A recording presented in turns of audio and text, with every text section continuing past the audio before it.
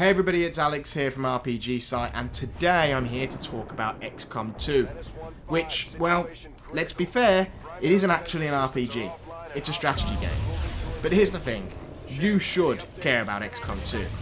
So, I'm here to explain to you, RPG fans, which I assume you are if you've subscribed to this channel or you're visiting our website, why you, an RPG fan, should care about and potentially buy XCOM 2. So let's start from the top. Let's assume you're a hardcore RPG fan and you've never actually really given XCOM a thought. The classic games, the modern reboot, none of it. So what is it? Well, at its core, modern XCOM is a turn-based, grid-based strategy game. Aliens invade the Earth and you're fighting them off.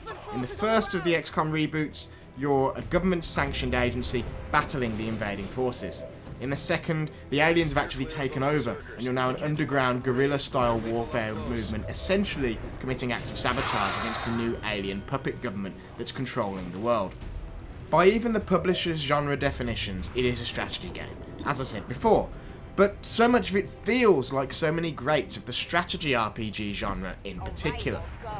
Behind the scenes, statistics and dice rolls are determining how likely your attacks are to hit, for instance, and the grid-based movement really isn't any different, even if it is more fluid, to the likes of Final Fantasy Tactics or Disgaea. Moment to moment, the combat is absolutely most of all about strategy, yes, but beneath that, there bubbles a thematic thread that's very RPG-like. You're worrying about the classes of the people you're taking into battle in your squad. You're worrying about the equipment they have on them, what abilities you've unlocked from their skill trees and that you unlock as they grow in rank. The skill trees are more limited and more binary than those in most RPGs, yes, but they're there. There's choice when you level up these soldiers. Then there's the XCOM base. Now I'd say that's an iconic hub as equally as much as, you know, the Normandy from Mass Effect or Lahal's Castle in Disgaea in terms of being a prep zone for what you're going out there to do. Here you're spending precious and limited resources to upgrade old technology and research new gear entirely, or, you know, to give your soldiers additional powers to make them more deadly. All the work you're doing there, it feels like the most engaging of RPG preparation from the best of the genre. Scientists research technology, engineers build equipment, even the base itself can be expanded and augmented to perform better through new facilities or recruiting new staff.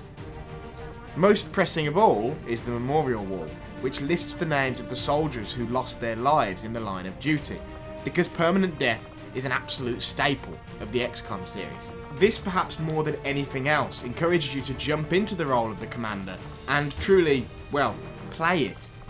Most RPGs draw you into playing the role of their hero with carefully crafted stories, but in a weird way, XCOM is actually more like Fallout or Elder Scrolls in that it provides you with a nice little sandbox in which you can tell a story that's your own.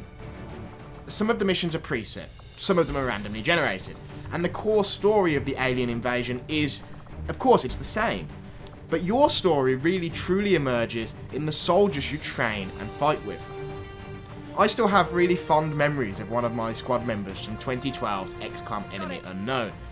A Chinese sniper who somehow survived for the entire game. She became the most veteran soldier that I had. Time and time again she saved the bacon of other troops with incredible shots and more than a little good luck. She became legend to me, as did other soldiers who weren't so lucky. And if these soldiers get in danger or worse die, your heart pounds, you feel it, because the death is permanent, there is no going back. Unless you're a save scummer, but let's not talk about those people. The game, then, it makes you feel your role as commander so much more than the rest of this genre. And when you do meet up with friends who've also been playing it, all you tend to do is trade war stories of how your XCOM experience has unfolded, about the soldiers that you have, about the equipment you've managed to research early, about a cool shot, about a mission that you only barely made it on, and all that sort of thing. Now, XCOM doesn't just take from the RPG genre, of course. Most notable is how the more truncated story that encourages repeat playthroughs combines with the ease at which you can fail and get a game over, and that feels a lot like a roguelike. But more than any other genre on the whole, its mechanics feel most like an RPG, and specifically to me, a strategy RPG. So yes, XCOM is a strategy game first, I don't deny that. My argument, though, is that it's an RPG second, a subgenre, if you will, because it ticks all the boxes I need for me to suggest it to RPG fans. You know, it encourages you to truly immerse yourself in the role it offers you.